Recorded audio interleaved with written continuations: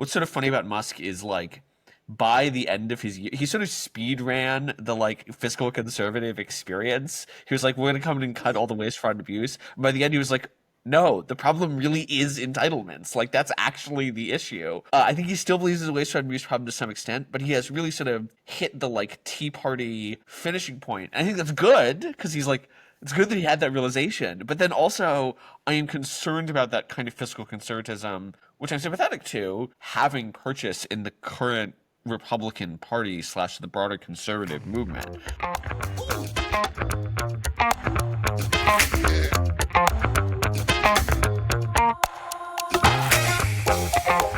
Welcome back to the City Journal podcast. I'm your host, Charles Fain Lehman, a fellow at the Manhattan Institute and senior editor of the City Journal.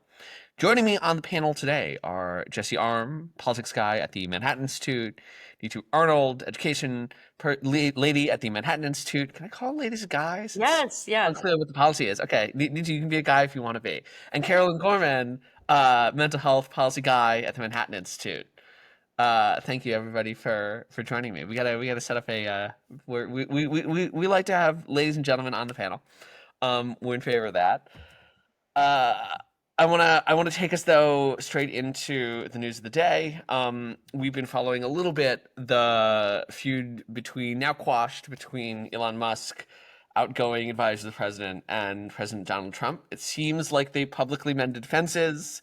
Elon has sort of retracted his more extreme comments about the president.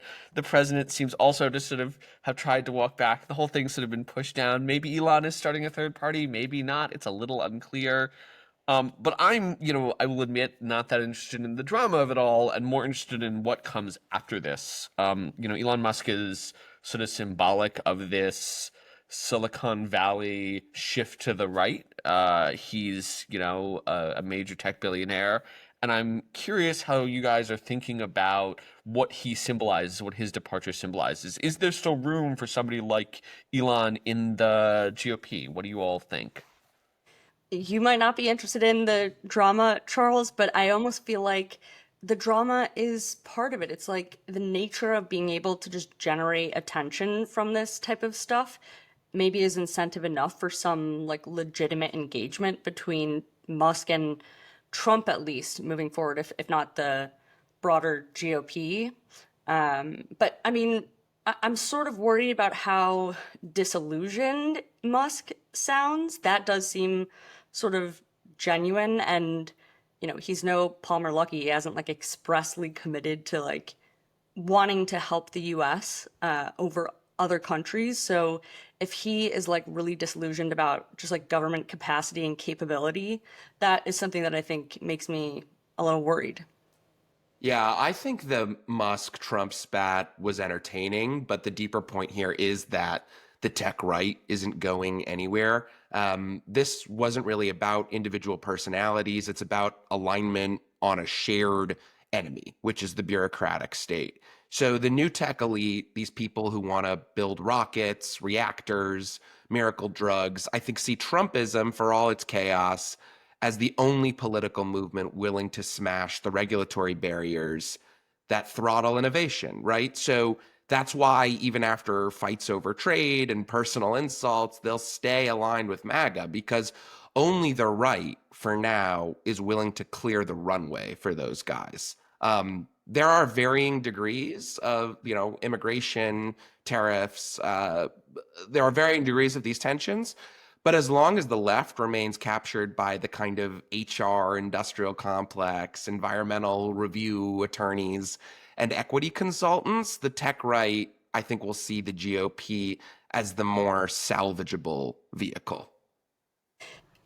I could not agree more. The Free Press had a good piece last week that made a point about some real fundamental differences between the goals of like the tech sector and the political right. Immigration, as you mentioned, Jesse, is one of them. But the tech sector, just like overall, is about results and not like silly virtue signaling and culture war stuff. And anyone who has ever worked in the private sector knows that these DI initiatives at their like least inflammatory are just like BS corporate compliance trainings. People just like click through this stuff as fast as they can while doing other things. And that's just like antithetical to productivity that the tech sector likes. So so long as the left is like not willing to change their beat on all this sort of like silly DI stuff, there's going to be a place for the tech sector on the right. I don't know. I see it very differently. I mean, I see the spat between Elon Musk and Trump as a clash of big personalities.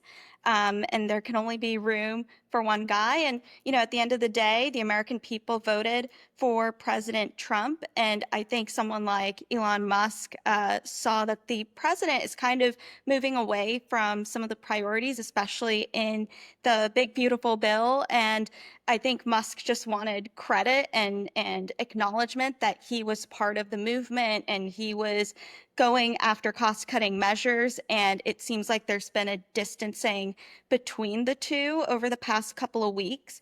I mean, I see Trump's or Elon Musk's apology, and I I'm a little skeptical that it is genuine, in part because I think he's thinking about his own business interests.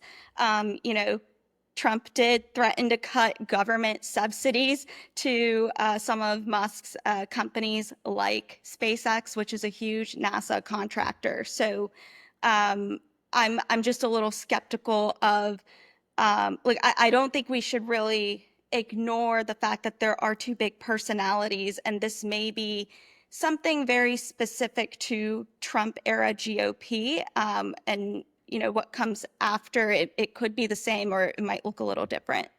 Well, that maybe we're not as far apart here as we think. So, right, I mean, I ultimately agree. This was you know, uh, this was a random spat among big personalities. When you're doing a lot of ketamine, that happens. But I think the You do a fundamental lot point of is that ketamine?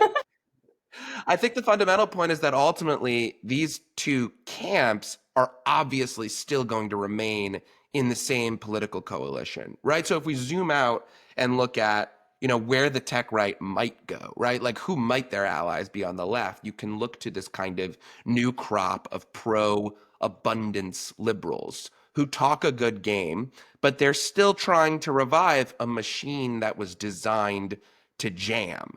And Charles has written about this. This is procedural liberalism, which can't be debugged with a kind of like vibes-based messaging tweak.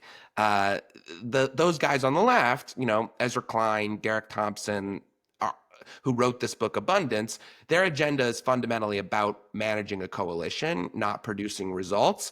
And the people associated with the tech right from Silicon Valley, who are getting involved with MAGA world, they know that. So I don't know. I think it's a mistake, really, and a lot of people do this, to reduce Trump's movement to kind of like a run-of-the-mill populism. That would be sort of missing the plot. There was this essay in the New York Times the other day by a guy named Nathan Levine about how what we're witnessing is actually more of an anti-managerial revolution.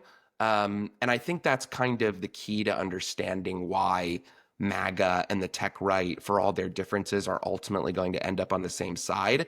The left is basically betting that working class Americans primarily hate CEOs, and the right is sort of betting that what they really hate is HR. And so for the right's, I mean, my opinion is that so far the right's bet looks a lot closer to the mark. Yeah, can I just sort of build on that? One thing that I'm sort of wistful about with the whole Musk Doge time is instead of just slashing and burning, there could have been a lot more sort of like thoughtful, like prudence about modernization. Like, here's a guy who really understands technology, and the federal government, I mean, all levels of government are just like woefully antiquated in so much of their technology and process and like all the rest. So I think it would have been really cool to see Musk at Doge go in and just get the low hanging fruit, like help modernize some of this stuff, because there's going to be so much cost savings just in that although, the slash and burn is a good media generator, there was really a lot to be done and still could be done on just like that simple sort of like efficiency stuff. So We're I would have liked to see that. that I think gets into another wedge here where we're gonna have a piece running hopefully tomorrow at CJ by my fellow Danny Crichton, writing about the news that the Trump administration wants Palantir to come in and basically do crosswalks between all the diffuse databases they have, and this gets covered as like the Trump administration wants to build a database of all Americans. Like the database of all Americans already exists. What Palantir is doing is modernization. But there is this intrinsic hostility on the left to an organization like Palantir, to any like to an entity like SpaceX, to somebody like Musk, someone like Mark Andreessen, which is just like fundamentally resentment of their success, right? That is like an important and powerful driving force. This gets to Jesse's point about abundance. Raihan Salam, president of MI, wrote a great piece for CJ Our about boss. yeah, our boss, about the problem with the abundance movement is they won't say greed is good. Like that's what you need if you want to have abundance. So I think that's right. On the other hand, I am a little bit concerned. What's sort of funny about Musk is like by the end of his year, he sort of speed ran the like fiscal conservative experience. He was like, we're gonna come in and cut all the waste, fraud, and abuse. And by the end, he was like, no, the problem really is entitlements. Like that's actually the issue. I think he still believes there's a waste, fraud, and abuse problem to some extent, but he has really sort of hit the like Tea Party finishing point. I think that's good because he's like, it's good that he had that realization. But then also, I am concerned about that kind of fiscal conservatism, which I'm sympathetic to, having purchase in the current Republican Party slash the broader conservative movement. So that's my sort of stopping point. It's like on the one hand, you can sort of get stuff with modernization, but in terms of like openness to that kind of concern, support for lower taxes, a belief in fiscal responsibility. I think that's something that's attractive to the tech right and that isn't all that hot on the right more broadly at this moment. Charles, you mentioned the left's hostility to Palantir in particular. It's worth also mentioning that beyond the tech right and beyond the MAGA movement, traditionally understood, the ones who are populating the White House right now, there is something out there lurking. I guess I don't know whether you want to say further on the right or maybe further on kind of the horseshoe right that almost angles back to the left, where there's a lot of hostility to Palantir, a lot of buying, the BS New York Times story about them, that does emanate from corners of the online right. And that's something to be wary of. And the partnership between MAGA, as traditionally understood as the president's political movement, and the tech right, associated with Joe Lonsdale, David Sacks, some of these Silicon Valley guys, that marriage has to stay strong, because what lurks beyond, like the faction of the far online right that has bad things to say about Palantir and other major American innovators, that's a dark corner of the right that I think we don't want to come to the fore. So whatever the disagreements are about tariffs, the one big beautiful bill, skilled immigration, that stuff needs to be weathered, and this political marriage needs to stay strong. I think to keep out like a population within the right that is fundamentally just the same version of the degrowth people on the left, but with a kind of like rightist tinge to it. I don't think it's just limited to the online right, though. I think there's a general anti-competitive spirit that I've personally seen as I've traveled the country, especially in more rural areas. And I think this tension between, I think of the tech right, I think of innovation, and then I think of more of the populist right, where some of it is protectionist, some of it is, I think rightfully so, they're concerned about jobs and just having a better life and finding solutions where it appeals both to innovation, but also caring about our own people. And I still see the GOP being more budget hawks and still caring about fiscal conservatism, but I think it's really going to depend on the locality, the constituents. I noticed this especially with Josh Hawley of Missouri, who came out against Medicaid cuts. And I think it's important to notice that among his constituency, 1.3 million people in Missouri benefit from Medicaid.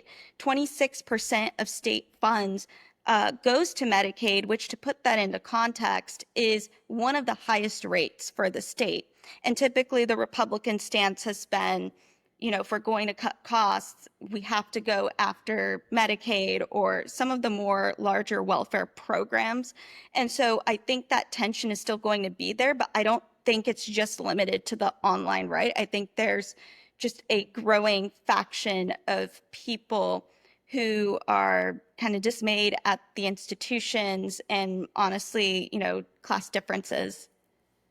Yeah, I mean, Josh Hawley's not out there like vilifying Palantir or like on Sure. the contrary, he's a champion of growing American industry. So I mean, I think the right as an ideologically diverse movement is a good thing. I saw one tweet yesterday, someone suggesting, oh, should the Democrats, someone thoughtful, creative said, should the Democrats reach out to Josh Hawley with an olive branch? But then the replies and the comments and the quote tweets from people within the Democratic realm were like, of course not, that's a terrible idea. But that's kind of the stupidity of the modern Democratic Party, right? They're all tripping over each other to see who can condemn John Fetterman the loudest, whereas the right has these kind of thoughtful, differentiated ideological strains all operating under the same umbrella. That works when you have an effective deal maker, big personality, really just kind of incredibly talented politician in Donald Trump at the helm. When we get past the President Trump era, it becomes a bigger question mark whether that broad-based ideological coalition can sustain itself. So this is a good opportunity for me to take us out and leave us with our parting question, which is, I think there is this real question about sort of the future of fiscal restraint, fiscal conservatism in the GOP. There's already been sort of a little bit chipped away at by the One Big Beautiful Bill Act. On the other hand, I think there is a real political potential in it. I think about Elon, I think about Vivek Ramaswamy, but I think that there are people who are concerned about the deficit and the debt, even rank and file voters. So I guess my question is, do we see a future for that kind of fiscal conservatism in the GOP? So, in the 2028 cycle, is it going to be more or less potent than it is today? Let me kick it to Carolyn to start. Look, I'm not very confident. I think fiscal constraint and restraint is like a nice talking point for politicians. There's no real incentive to actually carry this out. And we just see that with such massive growth in spending. I mean, Medicaid cuts and the criticism of Medicaid cuts is sort of a perfect example. Work requirements in Medicaid, that used to be not really a big issue. People just agreed that should be a thing. We're not in that world anymore, so I'm skeptical that fiscal restraint is anything more than a talking point at this point. Fair. Jesse? Well, work requirements for Medicaid are still very politically popular. It's worth saying that from a polling. In the polling. I mean, they've always been popular in polling, right? Just does it translate? In any event, I think fiscal restraint will return as a Republican priority, but probably not out of principle, out of necessity. Once the interest payments and entitlement overhang start to bite, everyone from every ideological camp will be forced to reckon with trade-offs. The tech right, for its part, wants growth, not austerity, but it knows a stagnant kind of gerontocratic welfare state is the true death of innovation. So I think expect fiscal fights, but framed around building smarter, not just spending less. Neetu? I think the Republican political class will tend to be more fiscally conservative than the voting base. That's where I see it going. Yeah, I mean, I think that's certainly the long run trajectory, but I'm sympathetic to Jesse's view that at some point, it's hard to get people to care about the future crisis, but the crisis will happen at some point, right? We've already seen debt downgrades. We just saw another one. At people we learned if they hate one thing more than their taxes going up or spending going down, it's that they hate inflation. And the thing that will happen with the debt crisis is mass inflation as we inflate to pay off the debt. And so when that happens, I think there will be a great deal of interest in what do we need to do to stop this from happening. The answer is going to end up being fiscal austerity. I'm not sure you can get there before that though. So like the debt will get a lot bigger. But it's coming. I mean, look, we've got an And aging workforce. A lot it's of gonna people be. work. Yeah, that's okay. I'll pass it on to my children. Um, on that cheery note, let's talk about another cheery topic. We I need wanna. just to say one last thing. We need like Yeah. a Greta Thunberg-like figure, but No, about the national debt. no more Like, Greta Thunberg how like figures. dare you saddle me with this this generational crushing debt? That would be a good project for the conservative philanthropic I like it. industrial complex to get behind. I like Don't it. put that idea out in the world, Jesse. No more Greta. We gotta find one. Okay. I want to turn us back to, we talked about this last week, but obviously it's remained a story and it's a very CJ story, so I want to get this panel's opinions on it. But the riots that started in LA, the anti-ICE protests and riots that started in LA, they've spread now. I was reading earlier, I think it's 37 or 36 major cities in all. Or cities across the United States. We've seen mass arrests in New York. There's a curfew imposed in LA on Tuesday. So where do we think this is going? Do we expect it's going to burn out, or do we expect more of this all summer long? Is this, to use the canonical phrase, a long hot summer, or yet another one in the making? Yeah, I fear it may be time to gear up for yet another summer of chaos in Blue America. During the COVID lockdowns of 2020, we had the BLM riots. Then after October 7th of 2023, we had over a year of masked Hamas sympathizers sowing disorder. And now it's open borders. But what you've got to understand is that these aren't organic, peaceful protests. They're coordinated displays of lawless radicalism with a slightly differentiated costume each time. The imagery isn't subtle, right? Keffiyehs, gas masks, Molotov cocktails, Mexican, Palestinian, and various, versions of the LGBTQIA alphabet flags. And it isn't spontaneous. It's trained. It's orchestrated. It's designed to provoke, destabilize, and ultimately intimidate. And that's what omni-cause leftism is. It's an ideological blob where every grievance converges into a single mass movement against order itself. But what I think it is still unclear is if the Democratic Party understands this, is that it's also utterly politically toxic. Rioting is near universally unpopular. Every shred of data tells us it hurts the left. Yet too few Democrats have the courage to go out there and say what the public already knows. Like that one clip from New York that went viral, I think yesterday, maybe the day before, where you've got a white progressive hipster Brooklynite blocking a black mom from driving to work, mocking her for caring about her kid. And he's sipping some 9% alcohol content booze can while he's doing it. So you're watching the modern left in its purest form. Drunk on moral vanity, blind to working class reality. And there's just no popular base for it. But there is an activist industrial complex that feeds off chaos, professional protesters ready to deploy anytime immigration law is enforced or the rule of law asserts itself. You make sort of an interesting point, Jesse. Charles, when you ask, is this going to burn out or keep going? COVID, riots, October 7, now, is it just sort of like a continuation? And are we going to see these continuous more frequently? There's almost like a social contagion element to it. And what does it sort of culminate to? When does it end? Has this just become a new normal for sort of how people think behavior looks appropriate? Yeah, and I'll have a piece on this hopefully on the website Monday. But I've been thinking a lot about, I may have talked to this in the last show, Ed Banfield, the political scientist who wrote about rioting in the 1960s. And one of the things he observes is that, rioting is the thing that gives permission for more rioting. It's a self-reinforcing cycle where once you realize you can riot, it becomes because I can riot, perhaps I should riot. And then B, when you see it happening in one place, everyone goes, oh, here's an opportunity for me to do it in some other place. In some senses, there's this like feedback loop, right? It kind of worked in 2020. It kind of worked in 2024. Maybe we want to try it again in 2025. So it's an option on the, it's an option on the table.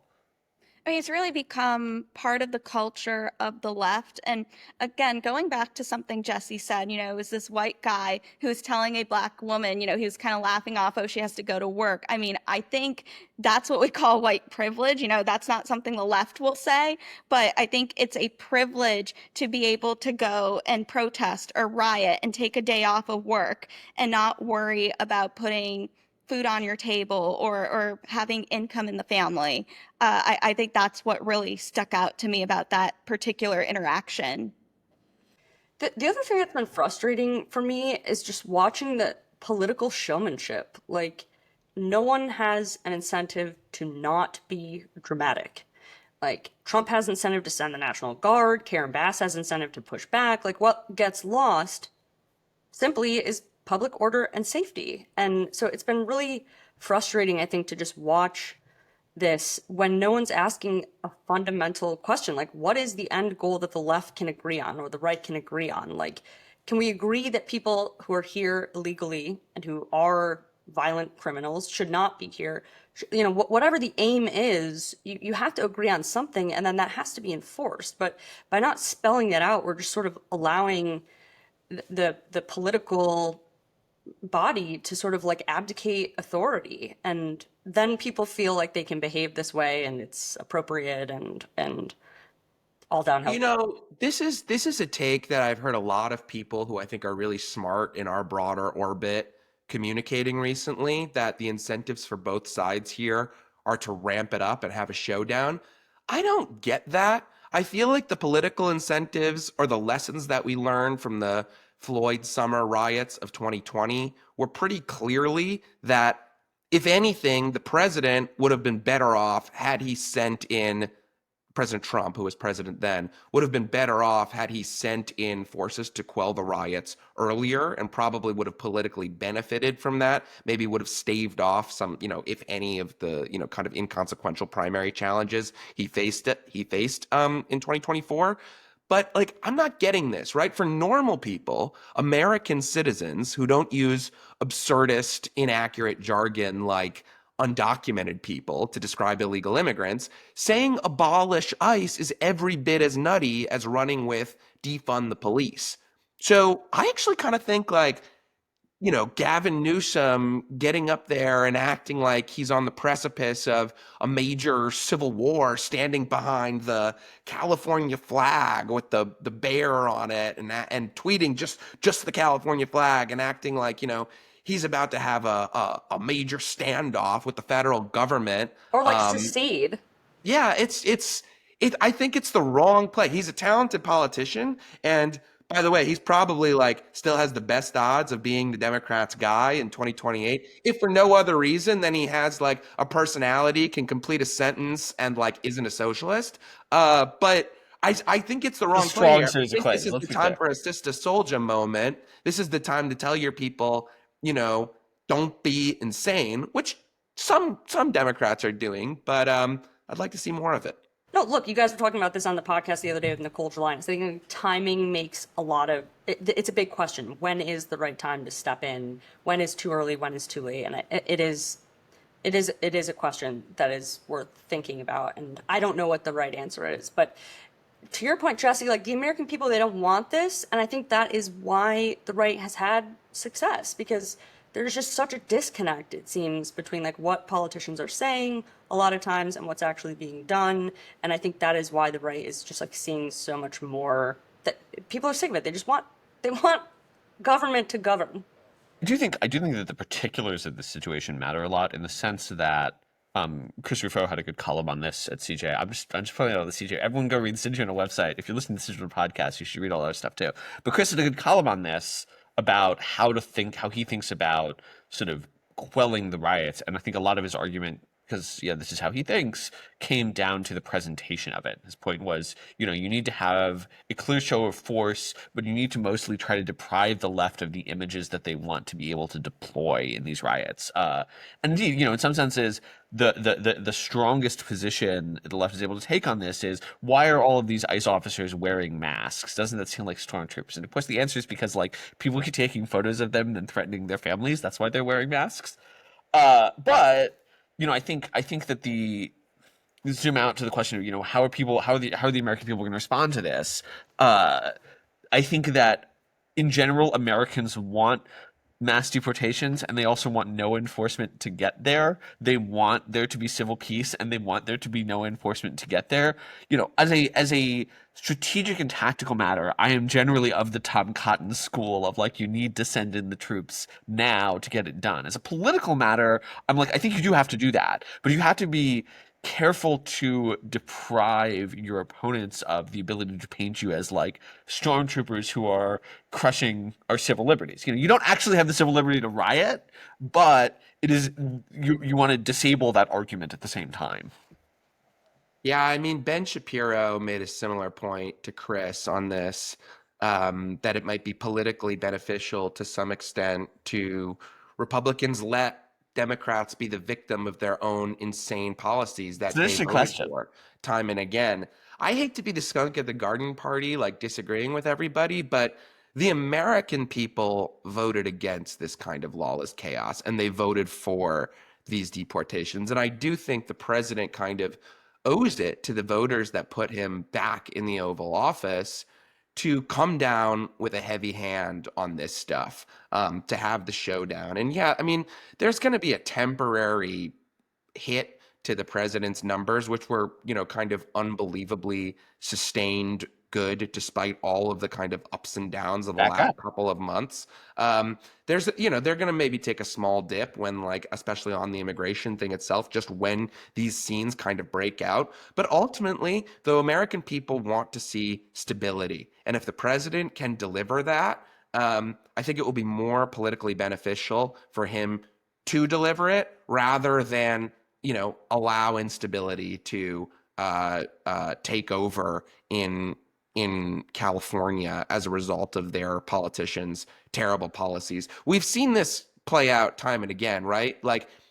When bad things happen under a president's watch, even if they might have been caused by the other party, president takes a hit for them. So this is an instance when you're talking about, law breaking at mass scale, violent riots. The president, deployed the National Guard really just to kind of be on hand, not to necessarily start, going and cracking the whip and arresting protesters, but to be ready and available should things, really hit the fan. And you're already seeing a positive trend with the way the riots are going as a result of that action. So I think President Trump is doing the right thing here.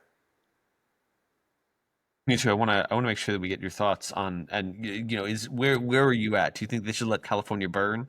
You want to send in the military? Where are we on the spectrum from? I Ben think the Shapiro to Jesse wildfires Arm? are already going to, burn California. So I don't think you need to rely on the riots for that. But I do think there's a line where, of course, yes, I think the visuals matter, the optics matter, but I would say on something like law enforcement, like riots, it is better to address it quickly. I think that was the big mistake in 2020 for letting it just occur. I remember I was sitting in my apartment, and this was in Philadelphia, and I was seeing helicopters just over the buildings, and you couldn't go outside. It wasn't safe. And and this had been for weeks. And it's why isn't anything being done about it? Why? And, all of us were supposed to stay inside for COVID. And yet there were all these people who are outside because somehow rioting for racial justice, that's okay. COVID goes away, if you're rioting for racial justice. And I did feel like that was a very late response. And so I think in order to prevent that kind of, people just feel disillusioned, I do think it's important to, enforce the law and make sure that it's followed as quickly as possible. All right, I wanna take us out by doing a little more future prediction.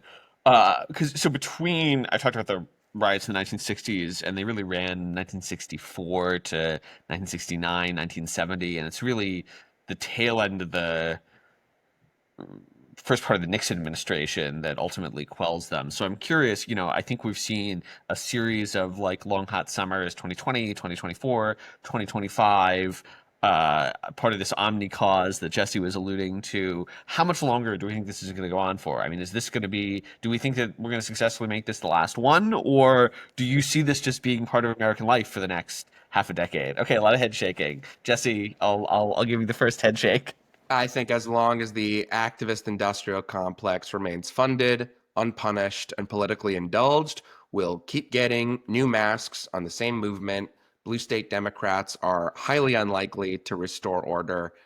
So, as I said previously, let's hope President Trump can crack the whip.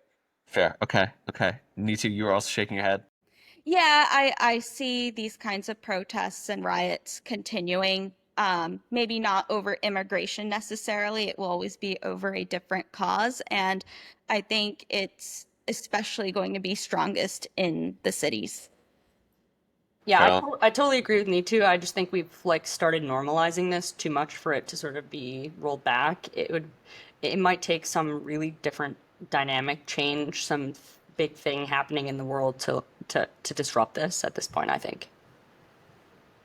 Yeah, here's my case for optimism, which is in both 2020 and 2024, the goal of I mean, the goal of the exercise is always to extract political concessions, right? This is what our colleague and sometime panelist Tal Fortgang has talked about as civil terrorism.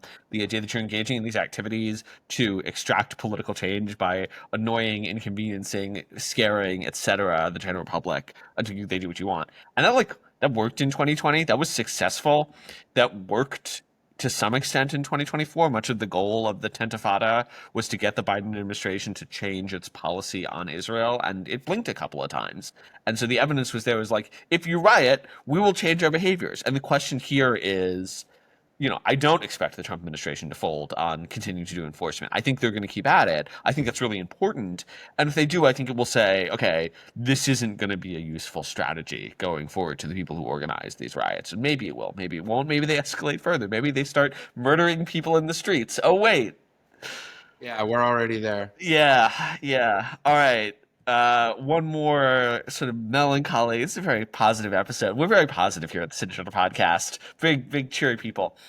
Brian Wilson, the Beach Boy, died yesterday at the age of 82. A great musician, world historical figure. So I want to ask everybody, who's your favorite aging rock star of that classic rock 1960s era? Bob Dylan, the Stones, the Beatles. Tell us, who sticks with us as, I think we're all millennials here, millennials and Zoomers.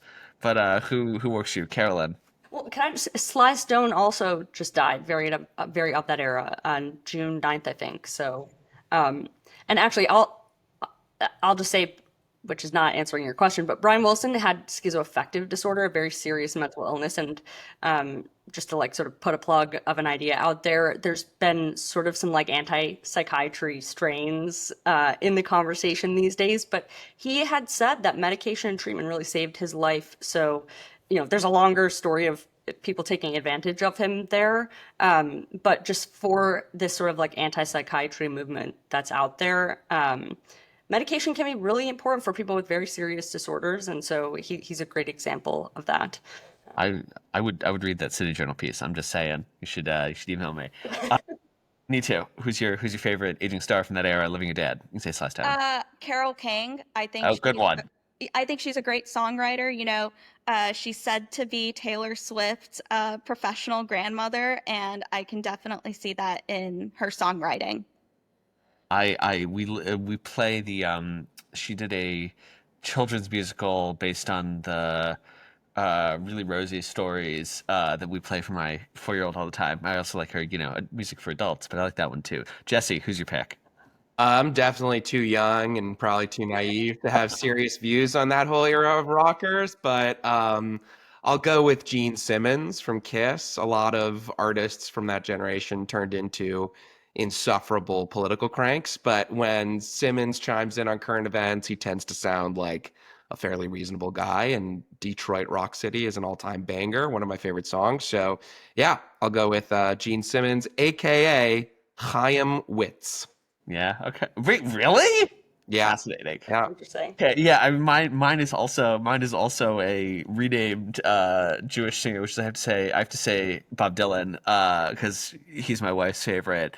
But also I thought of this question because somebody had retweeted an account that is probably maybe Bob Dylan, but appears all that it does is post about like famous people who have died and or famous people who Bob Dylan was friends with, sending them messages of condolence. So, there's the Free Press had a great story about Dylan. This is part of the movie too that just came out about him. Dylan going electric and sort of bucking the protest generation and being like more focused on the music, which I think is admirable. Also, By the way, I like Charles, Dylan. our producer Isabella, who is a fellow Zoomer, or I'm really an edge case, but a Zoomer, just posted not Kid Rock, Jesse. But Kid Rock is way too young to be considered part of this era, right? I mean, I'm a huge Kid Rock fan. I did a little bit of acting when I was a kid in Detroit, and I like in a Kid Rock music video. No way. But I mean, like Isabel, Kid Rock is can we put that in? definitely not in the same category as these guys from the 60s. So no, not Kid Rock. All right. On that note, that is about all the time that we have. Thanks, as always, to our panelists. Thanks to our producer, Isabella Regi, who's going to have to go find that video for us so we can play it on the next time Jesse is on. Listeners, if you enjoyed this episode, or even if you didn't, don't forget to like, subscribe, ring the bell, do all the other things you do on YouTube or any other platform where you listen to us. Don't forget to leave us comments, questions. The ones on the last episode were extremely kind. Not really. That's okay. Down below if you're watching us on YouTube. Until next time, you've been listening to the City Journal podcast. We hope you'll join us again.